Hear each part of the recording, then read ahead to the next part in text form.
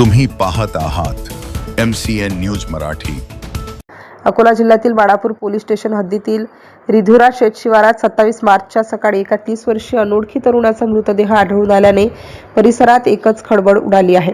मृतदेहाचा चेहरा कुजलेल्या अवस्थेत असल्याने ओळख पटवण्याचे मोठे आव्हान पोलिसांसमोर उभे ठाकले असून या प्रकरणी घातपाताची शक्यता वर्तवली जात आहे। रिधुरा शिवारातील एका शेतात अनोळखी व्यक्तीचा मृतदेह पडलेला असल्याची माहिती मिळताच बाळापूरचे ठाणेदार प्रकाश झोडगे यांनी आपल्या ताफ्यासह घटनास्थळाकडे धाव घेतली। घटनेचे गांभीर्य ओळखून उपविभागीय पोलीस अधिकारी गजानन पडघन, स्थानिक गुन्हे शाखेचे पोलीस निरीक्षक शंकर शेळके यांनी तातडीने घटनास्थळी भेट देऊन पाहणी केली। पोलिसांनी आजूबाजूचा परिसर पिंजून काढला, मात्र मृताची ओळख पटू शकली नाही।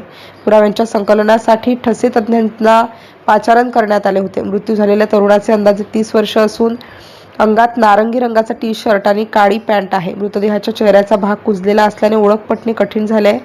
मृत्यूचे नेमके कारण अद्याप अस्पष्ट असले तरी ज्या परिस्थितीत मृतदेह आढळला त्यावरून घातपाताचा संशय व्यक्त केला जात आहे। पोलिसांनी मृतदेह उत्तरीय तपासणीसाठी अकोला येथील सर्वोपचार रुग्णालयात रवाना केला असून पुढील तपास पोलीस करीत आहेत। MCN न्यूज मराठी करिता शेख जावेद भाईजान, बाळापूर।